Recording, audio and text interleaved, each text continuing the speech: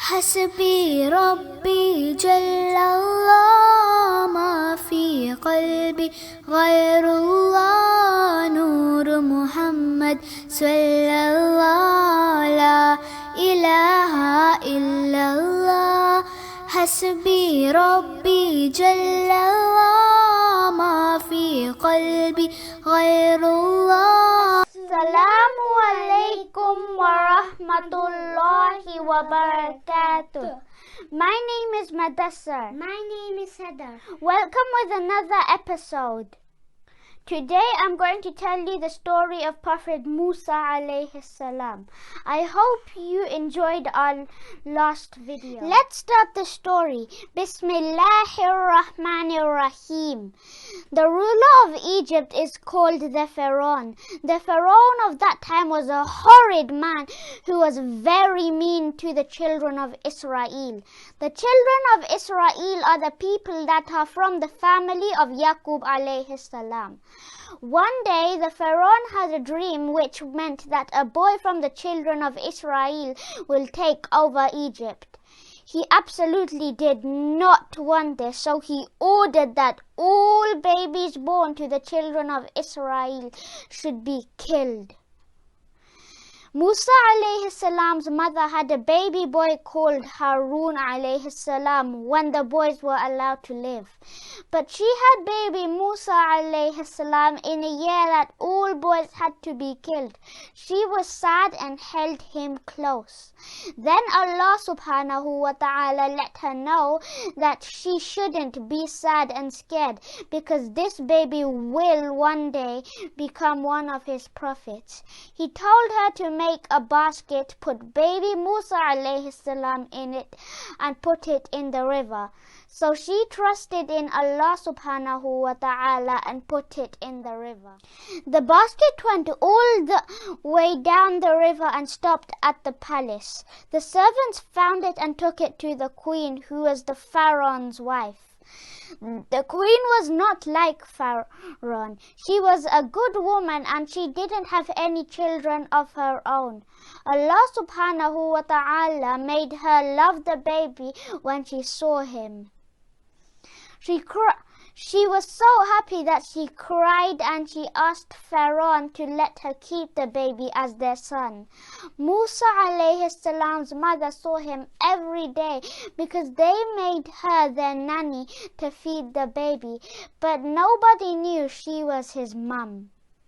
Musa alayhi salam grew up in the palace as a prince. He became strong, clever and wise. One day, two men were fighting in the city and one was hitting the other. Musa alayhi salam went to help, but he accidentally hit the man so hard that he died.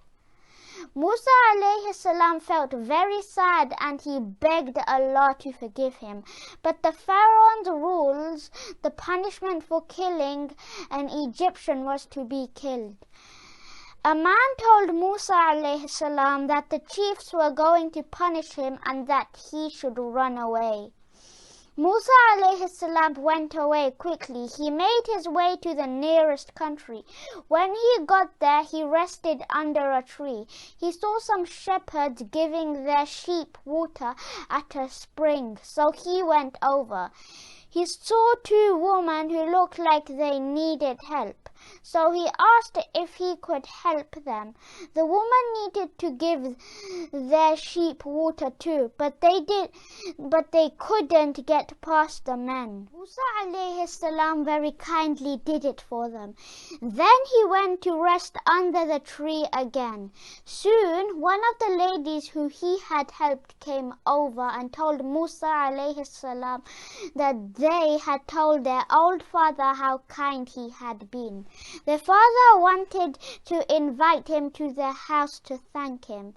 So Musa alayhi salam went. The old man was so happy with Musa alayhi salam that he asked if he would like to marry his daughter and work for him as a shepherd. Musa alayhi salam said that he would. Musa alayhi salam worked as a shepherd for 10 years. Then one day he decided he wanted to go back to Egypt, so he set off with his family through the desert. When they reached a mountain called Tur, it was night time. Musa alayhi salam noticed a fire a little far away, so he thought he would go and get a little of it on a stick to make their own fire to keep warm. What happened next was amazing. Allah subhanahu wa ta'ala spoke to Musa alayhi salam. He didn't send an angel. He spoke to Musa alayhi salam himself. First, he showed Musa alayhi salam some miracles. He asked him to throw down his stick that he carries with him to lean on. When he threw it down, it turned into a slithering snake. And when he picked it up, it turned back into his stick. Then Allah subhanahu wa ta'ala asked him to put his hand under his arm. And when he took it out, it was white and shining. Next, Allah subhanahu wa ta'ala asked Musa alayhi salam to go to Pharaoh to tell him about Allah subhanahu wa ta'ala because he is evil and is doing wrong things. Musa alayhi salam said that he was a bit scared that Pharaoh would punish him if he went back for killing the man. But Allah subhanahu wa ta'ala told him that he is with him and he would be safe. Musa alayhi salam asked if his brother Harun alayhi salam could also come with him and be a prophet too. Allah subhanahu wa ta'ala Almighty said he could. The brothers Musa alayhi salam and Harun alayhi salam told Pharaoh about Allah and asked him to let the children of Israel go with them to set them free. The evil Pharaoh was as cross as ever. He said that the children of Israel were his slaves and he would never let them go. What's more, he said that he himself was God, and if they wanted to choose a god that wasn't him, he would throw them in prison. Musa alayhi salam realized that talking to Pharaoh was no good at all, so he showed him his miracles. He threw down his stick and it became a snake, and he showed his hand which was white and shining. Now Pharaoh was amazed and he was scared, but he tried to say that what Musa alayhi salam had shown was nothing but a magic trick. He called the best magicians in the country to have a competition. Little did he know that what Musa alayhi salam showed was from Allah subhanahu wa ta'ala, and nothing can beat Allah. When the magicians came, they all threw down the sticks that turned into snakes. Then Musa alayhi salam threw his stick down and it became a huge, giant, slithering snake, and it ate up all the other snakes. Then Musa picked it up and it became a stick again. The magicians were amazed and believed in Allah straight away. Furious Pharaoh said he would kill them, but they still said they believe in Allah subhanahu wa ta'ala. Pharaoh began to have important meetings to make sure the people keep thinking he is God. No, he also ordered a tower to be made, which would be high enough to reach heaven, so he can see if there is a God there. The Egyptian people were scared of Pharaoh, and all started believing that Musa alayhi salam had won the competition by tricking everyone. Pharaoh also ordered to start hurting the children of Israel really badly. All they could do was be patient. Musa alayhi salam asked Pharaoh again to let the children of Israel go, but he didn't. He called everyone and told them he is God because he has gold and jewels that he can help with, and Musa has nothing. He's just a poor man. The children of Israel obeyed Pharaoh.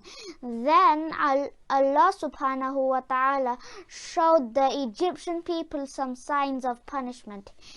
He sent a flood, locusts, lice, blood in the river, and even frogs. There were frogs everywhere, in the food, in the houses, just everywhere you looked. Each time the people promised that they would let the children of Israel go, but then they broke their promise when Musa alayhi salam prayed for the punishment to end. Many years passed and Pharaoh still wouldn't believe in Allah subhanahu wa ta'ala and wouldn't stop being cruel to the children of Israel. Musa alayhi salam made a dua then Allah subhanahu wa ta'ala told him to take his people out of Egypt. They put their trust in Allah subhanahu wa ta'ala and left. They traveled at night and got to the Red Sea in the morning. Now Pharaoh had found out they had left and was bringing his huge army to get them. The children of Israel were scared. In front of them was a sea and behind them was Pharaoh's army. They had nowhere to run. Then Allah subhanahu wa ta'ala told Musa alayhi salam to hit the sea with his stick. He did it, and the sea made a big gap in the middle. The water stood on each side with a nice path in the middle to walk in. They all went across. Pharaoh's army quickly came and started walking on the path in the sea, but Allah subhanahu wa ta'ala made the water go back to normal, so Pharaoh and his men all drowned. Now the children of Israel were safe. Allah had told Musa alayhi salam to go to the blessed land, Palestine. But his people were not brave enough. They said they would not go unless nobody else lived there, in case they had to fight. Musa alayhi salam asked Allah subhanahu wa ta'ala what to do and how to lead his people. Now they were in the same place where Allah subhanahu wa ta'ala had spoken to him. Allah subhanahu wa ta'ala asked him to fast for 30 days, then come to the mountain. Then he would tell him.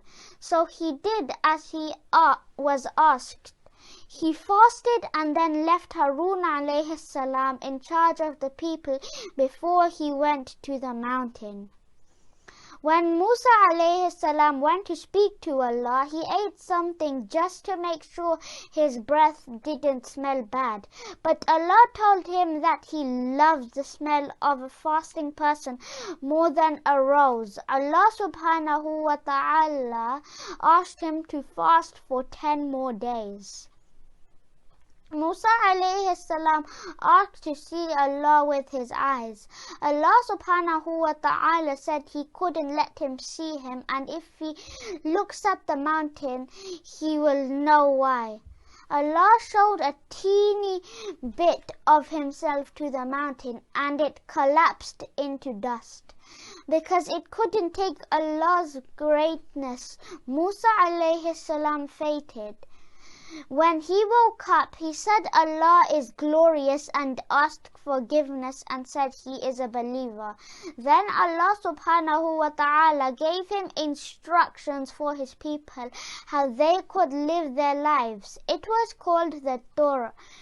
Meanwhile, as Musa alayhi salam had been gone for 40 days, the people started being silly. One man made a golden calf out of jewelry they stole and said that it is God, and some of them actually believed in it. Harun alayhi salam tried to talk sense into them, but they said they will only stop praying to the calf if Musa alayhi salam comes back. Musa alayhi salam came back very upset and angry. He had to punish the people who chose the calf to be their god. Then he took 70 people with him and spoke to Allah again. The people should have been amazed to hear Allah's voice, but they just said that they will only believe in it if they see Allah with their eyes. So Allah sent lightning and shook the ground. The people died. But Musa alayhi salam prayed for them, so Allah subhanahu wa ta'ala gave them life again.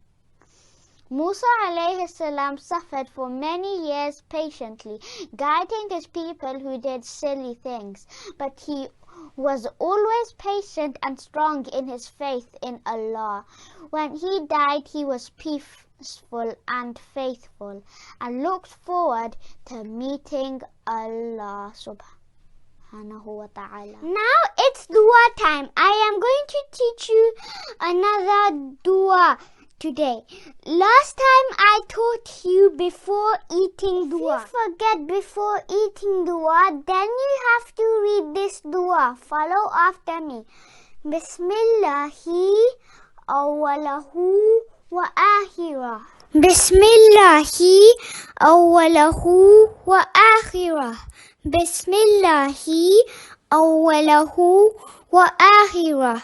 Bismillahi awwalahu wa akhirah. Let's learn another dua. This dua is after eating dua. Follow after me. Alhamdulillahi alladhi at'amana wa saqana wa ja'alana minal muslimin. Alhamdulillahi alladhi at'amana wa saqana wa ja'alana minal muslimin. This is the end of the story. I hope you enjoyed it. Hasbi Rabbi Jallallah. Take care of yourself. Allah Hafiz. Ghayrullah Nur Muhammad Sallallahu La ilaha illallah. Hasbi Rabbi Jallallah.